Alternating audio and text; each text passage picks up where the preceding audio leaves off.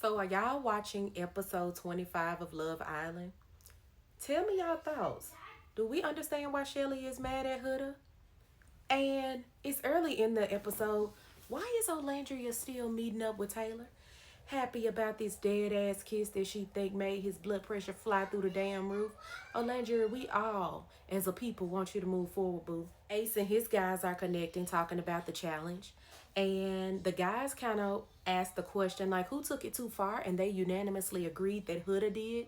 Was there something that we didn't see that Huda did that was so vulgar, more vulgar than everybody else? Because I feel like everybody got down and dirty. Ace made a good point, mentioning that I'm not mad at you, and you double back to Chris twice, and he doubled back to you twice. So who should be mad here? What are y'all thoughts on this situation? You team Chelley or you team Huda? So during this chat between Taylor and Olandria, he mentions that her kiss was everything amazing. However, out of respect for Clark, he didn't kiss her back.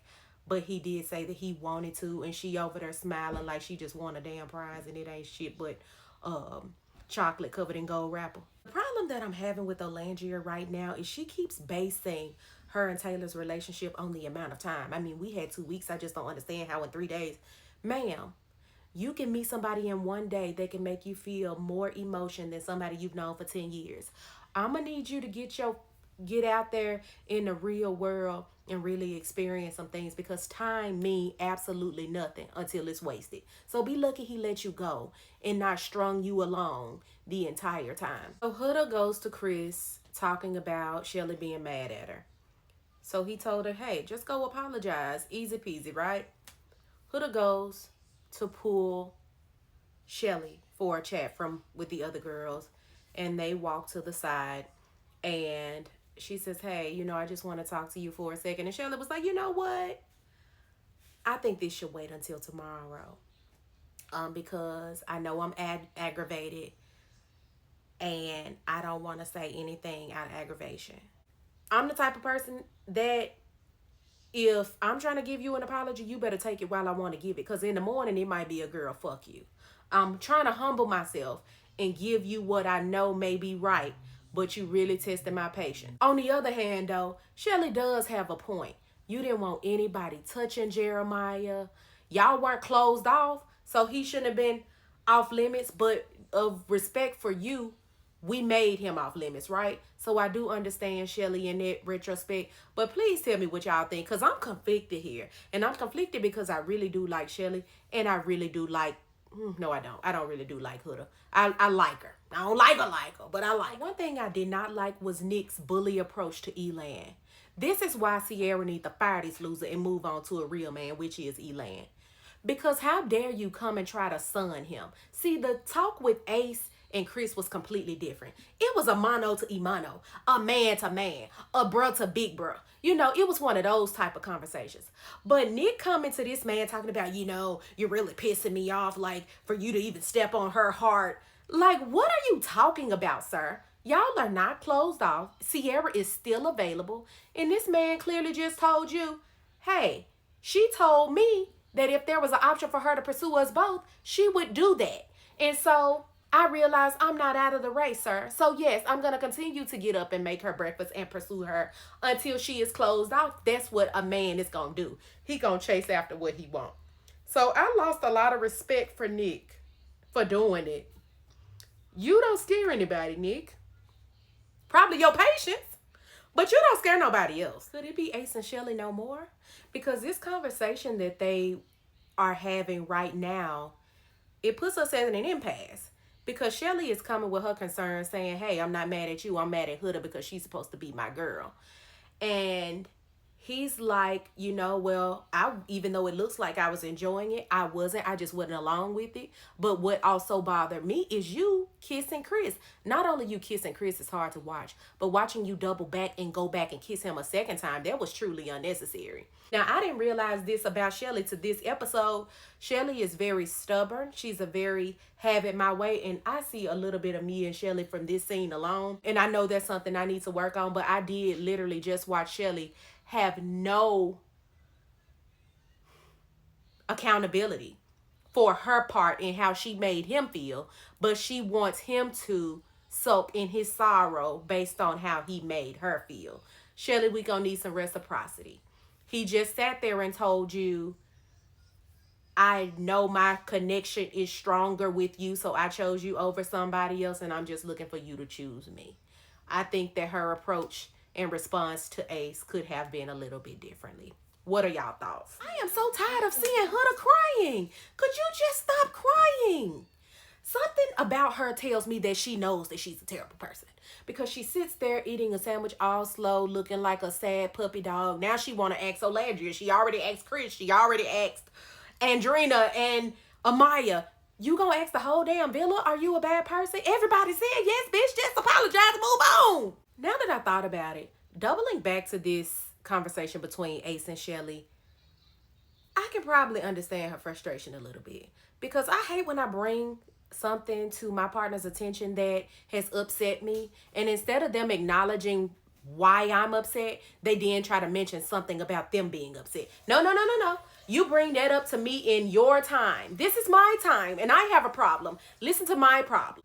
Sidebar. I'm glad to see the menu has elevated on Love Island, because I feel like last season when I watched it, all they ate was avocado and toast and sometimes eggs. This time I'm seeing ham sandwiches, paninis. I'm seeing chocolate, chocolate pancakes and all kind of other shit. So I'm happy to see that at least we know how people eating. Now, Olandria, Sierra, and Chelley are sitting down talking about the guys that Olandria should explore. And I'm happy that they are encouraging her to continue to explore. And Olandria says, well, y'all know me. Y'all know I'm going to always explore some shit. Excuse me, ma'am. No, we don't. We've only seen you chasing up behind Taylor when he was chasing the skirt of another tail, okay? So we don't know that. And Chelley says, hey, you forgetting one person. And she was like, Taylor, as if she is pushing her to continue to explore Taylor. I'm not sure what kind of friend would tell you to do that, but that would be the wrong road for me personally. Right when Olandria asked both of them, so how do y'all feel about that? Honestly, Sierra is interrupted by a text. So Sierra receives a text saying that her and Nick need to get ready because they are about to leave the villa to go on a date. Super excited to see them outside of the villa and what that looks like. Glad to see some of the guys finally taking notice to Amaya as well. I know I'm not a huge Amaya fan, but I really did enjoy seeing Chris and Elon talk about how she's a bad bitch. You know what I'm saying?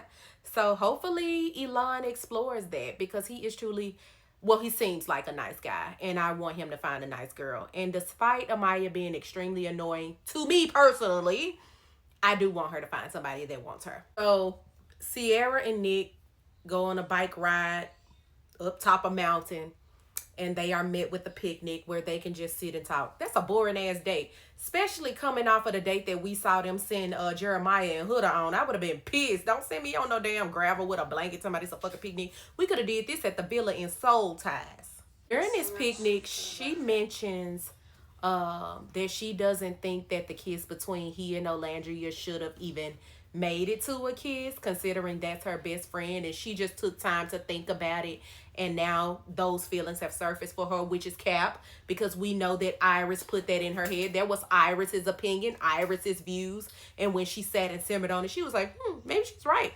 Maybe I should be mad, because at first Sierra didn't care. So where do you go with that? So Huda pulls Chris to the side to talk about the breakfast incident. She was like, hey, I was very observant during breakfast. While I was grateful you sent me breakfast, thank you for that. I did notice that you show a bit of favoritism towards Chelley. Like, you brought her 2 pancakes. You only brought me 1. You even had a flower on her plate and I didn't have 1. She was like, I feel like a side hoe. And I'm like, what do you expect when every challenge and every opportunity you get, you pull that big ass tongue out, licking all up every man from head to toe? Like, that's the treatment you get. Leave something as a surprise. You already shook his blood pressure up from seeing how nasty and downright grimy you can get. So it's just like, I don't know what you want. Now, I'm a woman. I know that this is a valid concern.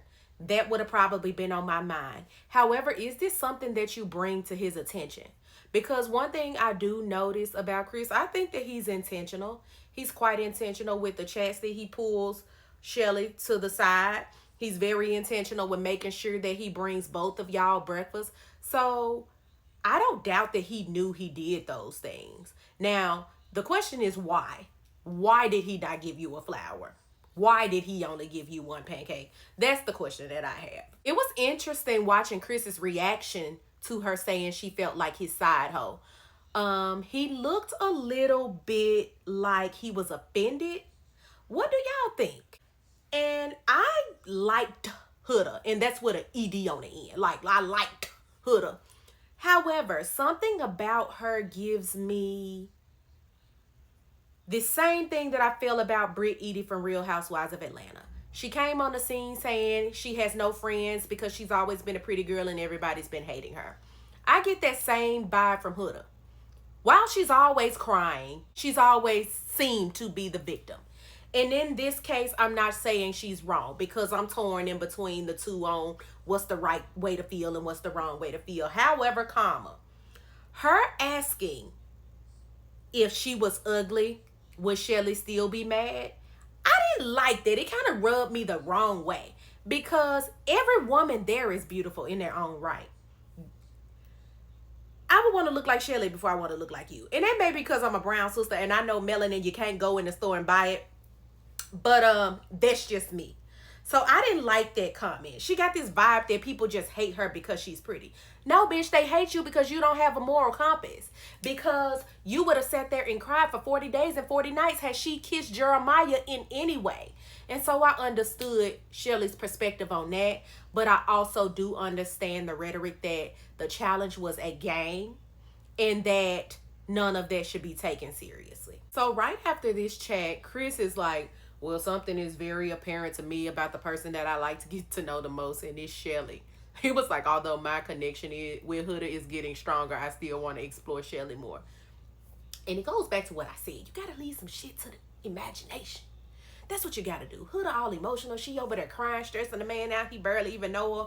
You know, just over there licking them from head to toe already. Girl, you've already been explored. Next. On this boring ass date in the desert that Nick and Sierra went on, they talk about how special they are to one another. And Sierra mentioned something that I mentioned in my last video. So if you haven't seen that, go to YouTube and check it out. When you have sex on this show, they should automatically make y'all clothes off and eject you from the island and shoot your ass over there to Casa Amor.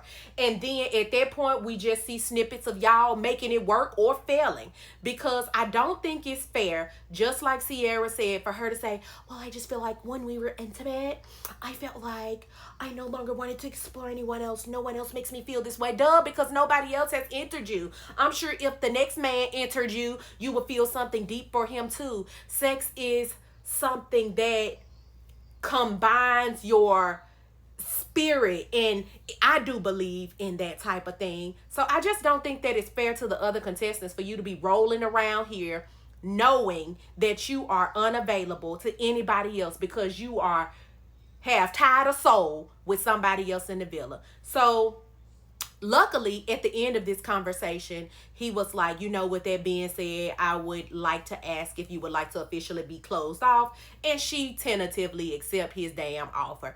So let's see how this goes. I hope they make it. But if they don't, I'm going to just go ahead and say this on record first. And you heard it here first, just like AOL Music, that they didn't make it because they got caught up in the sex. They don't know anything about each other like that.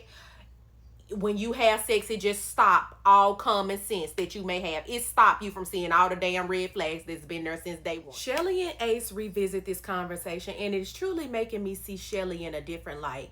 And when I say a different light, I mean the immature one.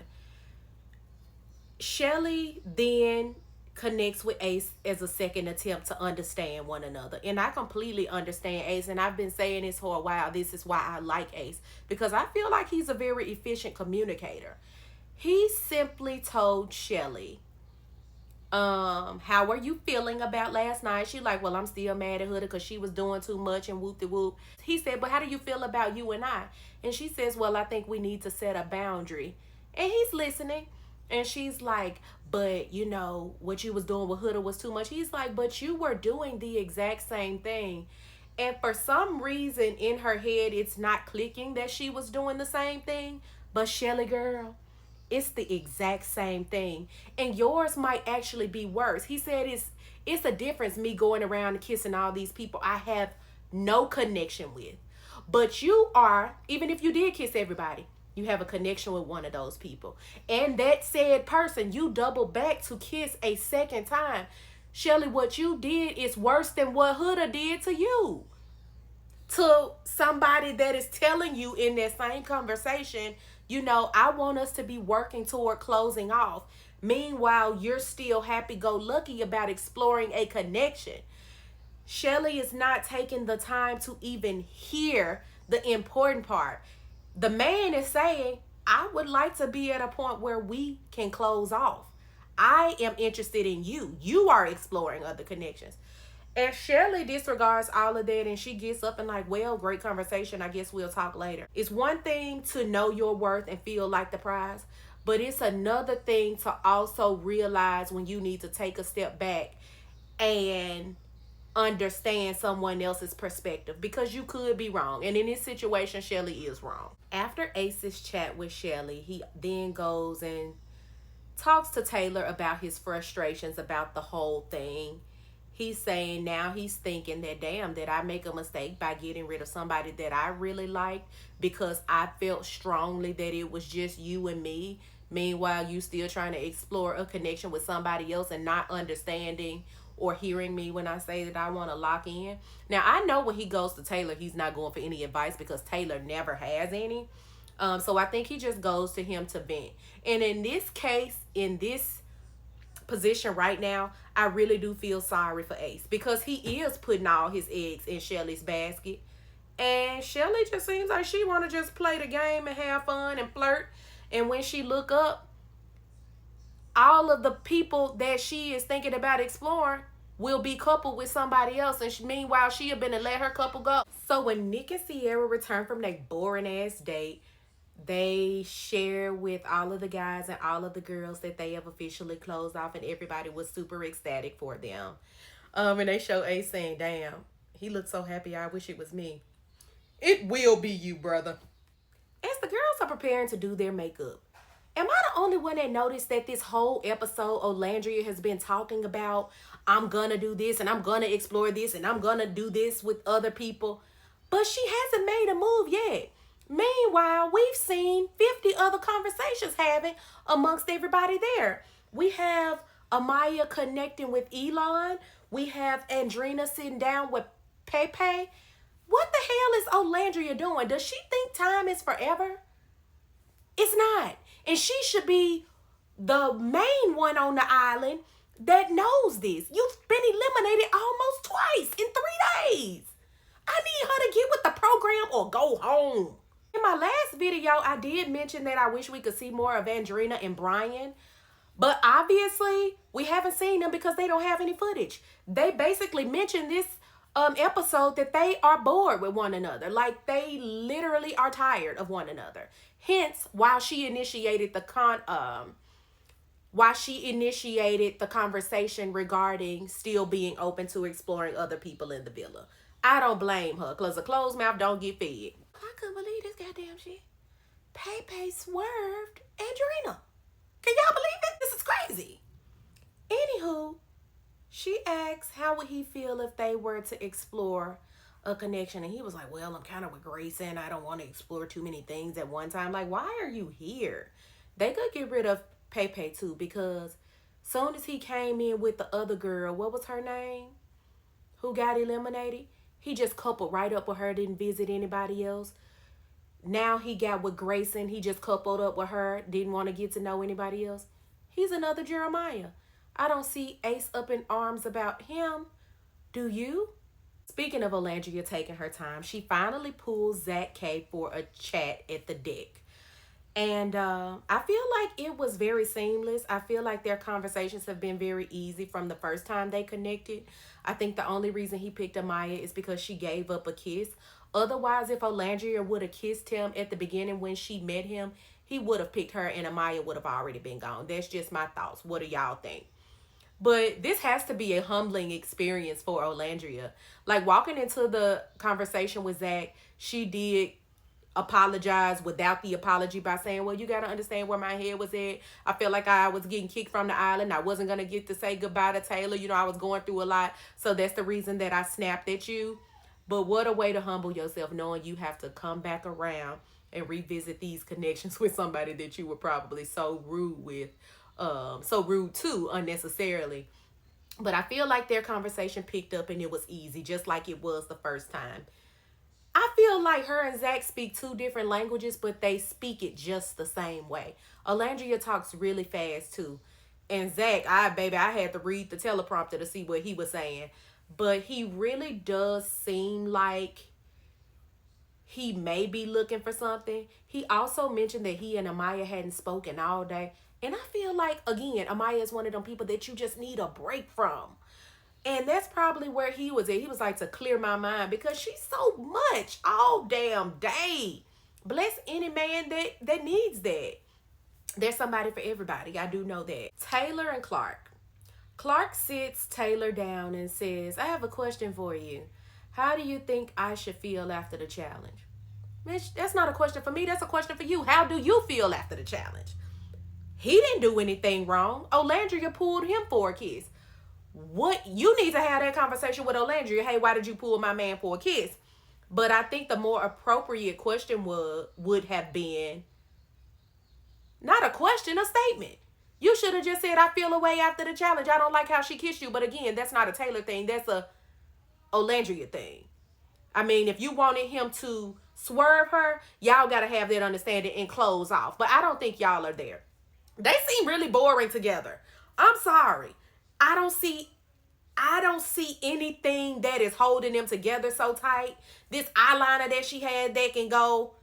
I don't know. It's something about Clark I just don't like. And them together, they definitely won't get my vote to win no dollar. Especially not 100,000. One thing that I can say though is I have seen Taylor in this, whatever this relationship is with Clark, and it seems like it's a safe space for him. The way that he doesn't stutter as much when he's expressing what he's feeling. He keeps it a buck with her. He gave her 100% transparency in saying that, yes, you know, I do plan to continue to explore whatever relationship with Olandria. I just feel like when you really care about somebody, there's a level of respect and honesty that you want to give them. And I know that he likes Clark because I can see him actively giving her that. But how would y'all feel if after all this, your man said he still want to visit a connection with this person? So the last scene in this episode, Huda and Chris go into the speakeasy. And I really like this scene, but let me just start from the very beginning. Every time I feel like Huda pulls Chris for a chat, the first thing she mentions is Chelley. I think the most important thing to note in this type of situation is to worry about yourself, bruh. Like, she's like, so where are you with Chelley? Worry about where he is with you. And so in this moment, Chris says, I think I'm going to take a step back at this point and start focusing more on this, what we are curating, right? And she says, oh, why? And he says, because I've never been a chaser. And if I am going to chase, I at least want to see a return on my investment. And he's just not getting anything from Chelley. And it goes to what I said earlier as I watched this episode. I was like, Chelley is going to keep thinking something else is out there and lose the piece that she has, which is Ace. And I hate that for her. And I can see it happening right now. They had a cute little conversation about not liking to text and preferring FaceTime. Chris does make a very interesting statement, saying that he normally attracts emotionally unstable women. And I hate to tell you, Chris, but you just attracted another, because Huda does give me very emotionally unstable. And while Chris seems like the type of guy that can handle that right now, it gets tiring listening to somebody always complaining about being the victim, or I've been hurt, or I've never felt love. And he's like, and I can't, and she also said something like, I just don't feel comfortable receiving gifts. He's like, well, how you gonna be prepared and want a husband? She was like, you know, I'm trying. But anyway, I do like her vulnerability, but I do feel like sometimes my suitcase is too heavy. I can't take no more of your shit in it because I'm too busy trying to unpack the shit I got in it. So that's just my thoughts about it. I hope this works out for both of them if this is what they want. A part of me felt like he was just telling her this so she could shut the fuck up from talking about Chelley. But I do think that soon as Chelley gives him the time of the day, he's going to be right back exploring Chelley. So I don't know how true he is. I'm not sure if he's a man of his word yet, but I guess time will tell. I can't wait to see where this goes. We also didn't see her and Chelley talk yet. Chelley really annoyed me this episode because I felt like she was waiting on Huda to come back and chase her around the villa to apologize. And like I said earlier, baby, it don't work like that. You better accept the apology when I'm willing to give it. Because the next day, just like the next day is happening, and she got the man that you thought wanted you, at that point, she gonna be like, girl, F you. I tried to apologize on Wednesday night. It's Friday morning. I'm done with it. You do what you will with your feelings. You can shove them up your ass or ride it up the runway. I don't give a damn. The choice is yours. But ultimately, this was a pretty decent episode. I enjoyed it. Please drop down in my comments. Let me know what y'all thought. I can't wait to see what this big mailbox is that they showed for next week's preview. So please like this video, subscribe to my channel, and I'll see y'all next time for a new episode of Love Island.